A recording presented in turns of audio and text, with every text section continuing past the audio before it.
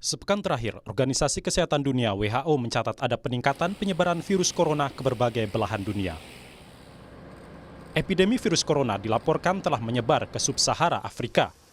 Kondisi ini membuat WHO menaikkan status risiko dari virus corona ke level tertinggi. Per 1 Maret 2020, dari data Johns Hopkins University, kasus virus corona tercatat sebanyak 86.960 kasus tersebar di 63 negara. Korban meninggal dunia sebanyak 2.977 jiwa dan pasien atau korban yang sembuh 42.126 jiwa.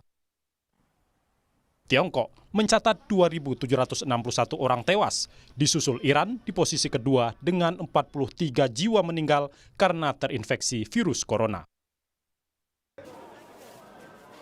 Lebih dari 60 negara telah melaporkan kasus virus corona, termasuk beberapa negara Asia Tenggara seperti Singapura, Malaysia, Thailand, Vietnam, Filipina, juga Australia.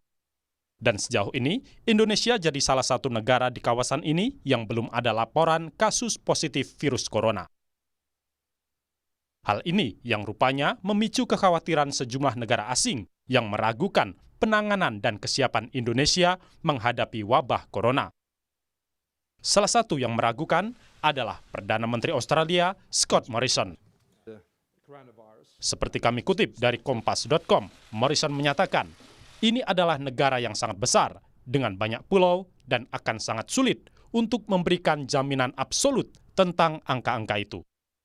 Saya tidak bermaksud bahwa tidak sopan.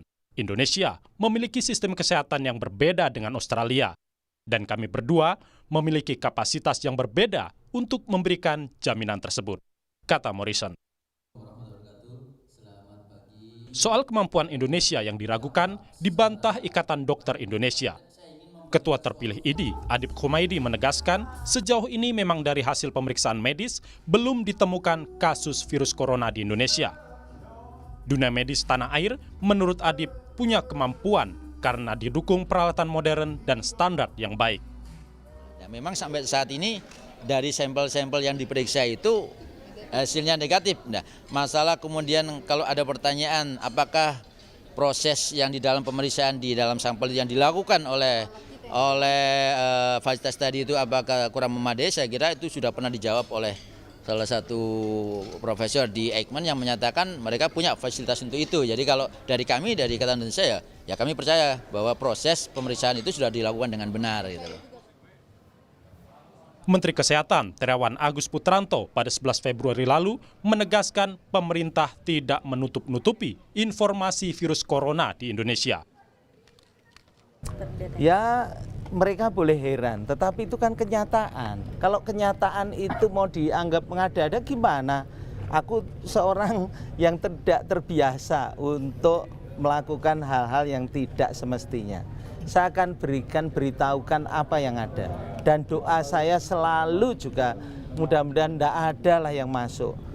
Ya, dan kita terus berdoa, tapi jangan lupa kewaspadaan sampai level yang tertinggi, pemeriksaannya juga dengan standar yang paling baik. Tapi dari